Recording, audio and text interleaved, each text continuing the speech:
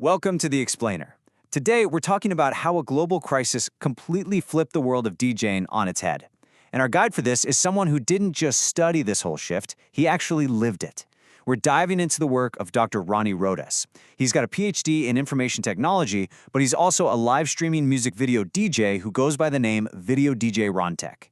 Just like so many others, when the pandemic shut everything down, he took his gigs online, to platforms like Twitch, giving him this incredible first-hand view of a revolution in the making. So let's start with this question. In 2020, where did the dance floor go? I mean, before all this, the answer was easy, right? It was in clubs, at festivals, at parties. But when the entire world went into lockdown, millions of us, and the whole DJ industry, had to find a totally new space to connect. Not just with the music, but, with each other. To really wrap your head around just how massive this disruption was, we have to remember the one thing, the one fundamental rule that the entire world of DJing was built on. And that rule was physical presence. That was it. The whole culture, the entire economy of being a DJ, your career, your income, the art itself, it was all tied to being in a room with other people. Clubs, festivals, weddings, you name it. It was about packing a space and sharing an experience, together. And then, it just stopped.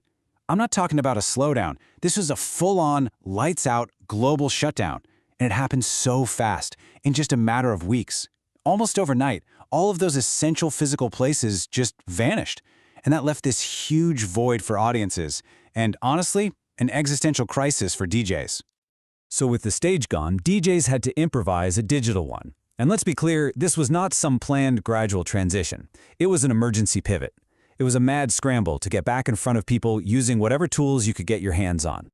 And this is so important to picture. We are not talking about slick, professional broadcast studios here. No way. This was a global wave of rapid-fire DIY improvisation. It was all happening in people's bedrooms, their basements, their living rooms. It was this incredible grassroots movement fueled by whatever you could buy online, basic webcams, simple audio gear, and free software like OBS. And what's so fascinating is where they all ended up. It wasn't on music-first platforms. No, they flocked to places like Twitch, a platform built from the ground up for streaming video games. All of a sudden, these gaming sites were being completely repurposed into the world's biggest virtual nightclubs. They became the only stages left for a global music scene that had suddenly become homeless. So you might be thinking, okay, so people were just watching some DJ play music on a laptop, but it became so much more than that. The research shows that these streams really quickly evolved into something way deeper. They started serving this fundamental human need for connection, especially during a time when we were all so isolated. I mean, this quote here just gets right to the heart of it, doesn't it?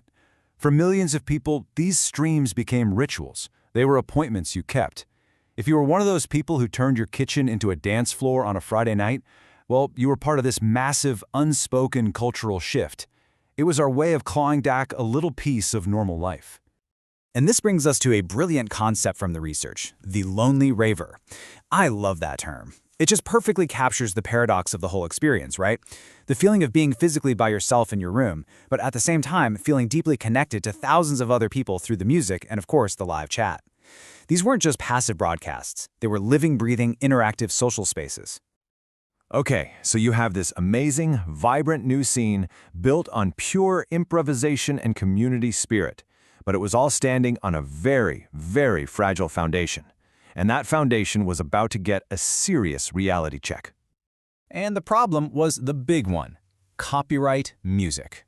See, in a physical club, it's pretty straightforward. The venue pays the licensing fees for the music. It's a system that's been around for ages. But online?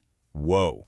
The legal framework was a total mess. The responsibility suddenly shifted to the individual DJs and the platforms. And, frankly, nobody was really prepared for that.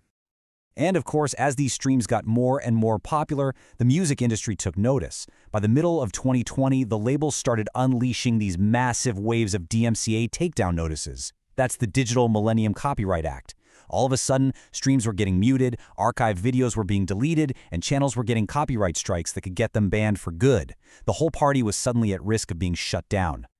But here's the thing. This crisis didn't kill the scene, not even close. Instead, it forced an evolution. It pushed the entire ecosystem to grow up and grow up fast, creating the permanent hybrid reality that we live in today. So what we saw was this really interesting two-part response. First, you had the big general platforms like Twitch trying to adapt. They started adding official live DJ categories and trying to figure out licensing deals. But then, and this might be even more important, you saw brand new specialized platforms like LFG.TV pop up, built from the ground up for DJs, with systems designed to solve that copyright problem right from the start. So the bottom line here is that this was not just some temporary fad that went away when things opened back up. Not at all. The pandemic permanently changed the job description for a DJ. Live streaming is now a core professional skill. A hybrid career, balancing real-world gigs with online ones, is the new normal. And audiences? We're now completely used to the idea of a digital club. So, this brings us to the final question. Is the future of clubbing hybrid? And all the research points to a huge, definitive yes. The frantic anything-goes experiment of 2020 is over, and what's left in its place is a mature, established digital stage that exists right alongside the physical dance floor. It has forever changed what it means to be a DJ, and more importantly, where all of us can go to experience the music.